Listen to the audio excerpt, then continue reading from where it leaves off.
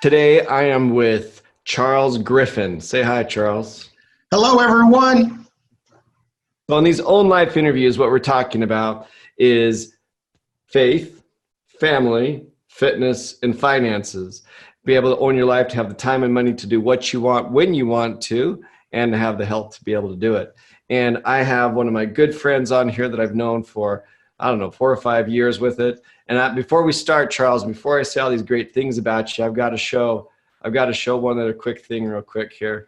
This is what Charles and I did. This was about 6 months ago now, Charles. Oh, yeah, about half a year ago. Need to make sure that your face isn't covered up there. There we go. So there's his face on it. So, but we did the Tough Mudder. So not only do we, and your wife did it with us also, right? Oh, she's a trooper, man. The fact that we were able to bring her along, she loved it. She was telling all her friends about all the fun we had. We did have a lot of fun with it. We got messy. My wife got knocked out in the shock machine, but that Ooh, was fun. That was that good. was I mean, interesting. makes you tougher, right? So Charlie and his wife are from Texas, but your wife is from Germany originally, right? That's correct. Yeah, she actually still a German citizen, even though she has an American accent. No one knows the difference. She speaks proper German, which is great because she gets to teach the kids something I don't know. There you go. So they can conspire against you, but they're self-employed. They do extraordinarily well with their different businesses. In direct sales, they're $1 million earners. He does motivational speaking. He is a veteran of both the Army and the Marines. I mean, that's hoorah with both of them. And he's just the type of guy that everybody loves. There's no question about it. So thanks for being on with me today, Charles. I appreciate you having me here. One of the things that I ask everybody, so as I go through those different categories that we talk about with the faith, family, fitness, and finances, pick one of those that means something a lot to you and tell me why that means a lot to you. Oh, faith foremost, first and foremost, faith. The belief system we have in our family, we always put God first in everything we do. And we're a Christian family. That's how we were born and raised.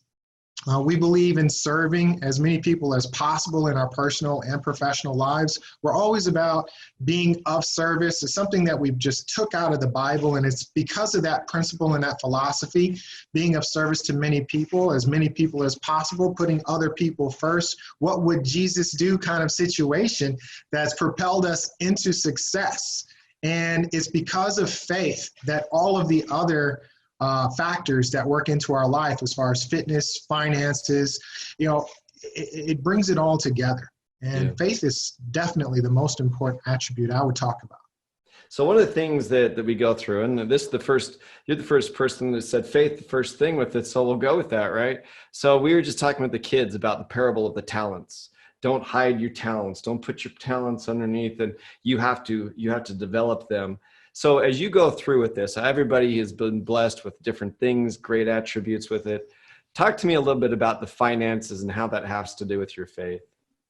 So as far as our finances and our faith, we set aside 10% of our income just to give back. At minimum, in some cases, we're definitely donating more. Whenever something good happens, we just feel that by reinvesting it into our faith and allowing that money to work towards helping other individuals, especially during times of crisis. I mean, it's now more than ever that we need to depend and rely on faith.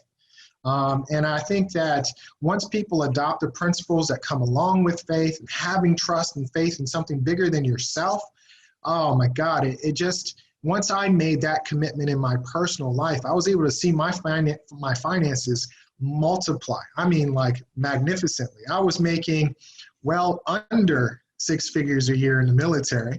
But I was working almost 7 days a week, managing a crew of about 250 soldiers.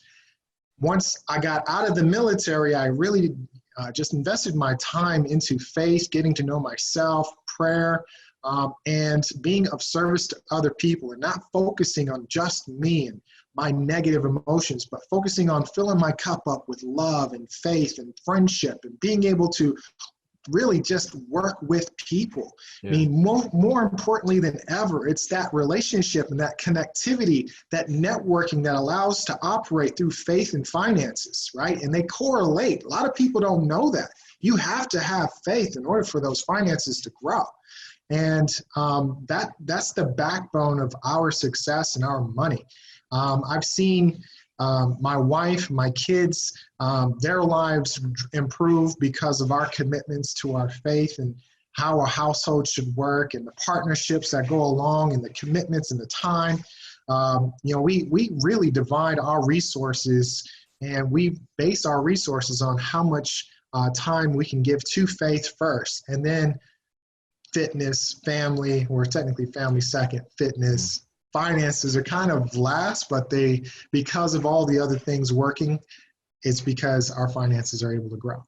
It's pretty interesting with it because there's a lot of, the vast majority of people believe in a God. So sometimes people are a little bit uncomfortable talking about God in a business sense with it. And obviously you don't have that fear with it, but it's been pretty interesting. Before this, I was teaching the book, The Science of Getting Rich. That's a 100-year-old book by Wallace, Wattles. And in there, he says that no one of the three can be neglected, of the mind, the body, and the soul. Anytime you neglect the finances with that, everything is going to suffer. Some people think, oh, I can develop one area of my life. Talk to me about complete and overall development of all the different areas and why it's so important to you and your wife. Oh, sure. So, well, let's break it down into Wallace Wattles categories, right? Mind, body, and soul.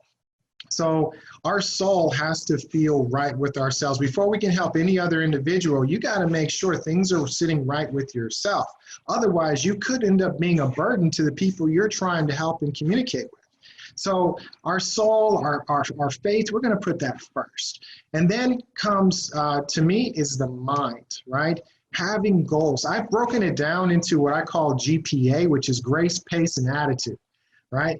Grace of God. I'm putting as much faith, because faith without works is dead, right? So I'm putting as much work in my faith as possible, right? God's grace is a beautiful thing, especially when it's bestowed on your family. Then pace, my work ethic, right? My work ethic divided by time is going to divide my time up into whatever I can do. That's going to be my pace, right? So I'm going to focus on my grace, my pace, and then as far as my attitude determines altitude. So if I'm thinking about happy thoughts, happy things, there's a common author that both of us kind of know who, always preaches about being happy first. And if you feel good, if you feel happy, and you've already done that, well, now it's time to feel better, right? And so creating that happiness first, getting your mind right, your attitude, because your thoughts times your emotions are going to be what equals your attitude.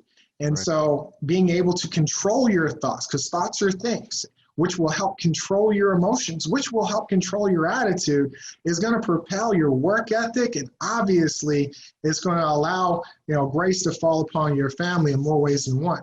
And if you're not necessarily comfortable with a grace-paced attitude, you kind of have a different belief system, I would substitute goals for grace, because I know what my goal is, and that's put God first and do what's right with God first. That's my goal, and that speaks to my heart. That speaks to my soul, right? And then I'm getting my mind right with my attitude and my work ethic. Now, as far as the body, I know that's a big part of life.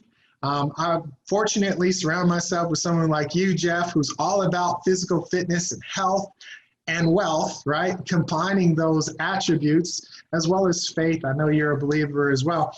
But the body, getting the body right, nutrition is everything. And, there's been science that's recently come out that you are what you eat. So if you're ingesting bad things, that's going to circulate and it's going to impact your thoughts. The food that we eat what's the best way to put it? It carries with it a certain emotion, right? And if you're eating fast food, more than likely you're not going to feel too well. And you're going to see that in your performance. But if you're eating healthy and you're able to perform at a higher level and think clearly, well, that's going to affect your success in more ways than one, which will affect your wealth. Right? And so if I'm able to eat well, work out, have a great body, feel good about being me, feel good about my soul, have my mind right, oh my God, I can contribute now to other individuals and teach them what I've learned and the knowledge I was able to steal from successful individuals. Being a part of GFU has allowed me to just elevate my life and my thought processes, and surrounding myself with yourself, Jeff, your brother, Brad. Brian is amazing. I mean, it seems like everyone in the Boyle family is just great, right? I almost feel like if I could be adopted by a family, I would want it to be the Boyle family. I mean, the way you guys operate with faith, with family, with fitness, with finance, with everything. I mean, it's just a beautiful thing to see and witness. And so stealing some of that knowledge and that juice and applying it to my life and learning as much as I could possibly learn and using, that's the most important part. I don't just want to know, because to know and not to do is not to know.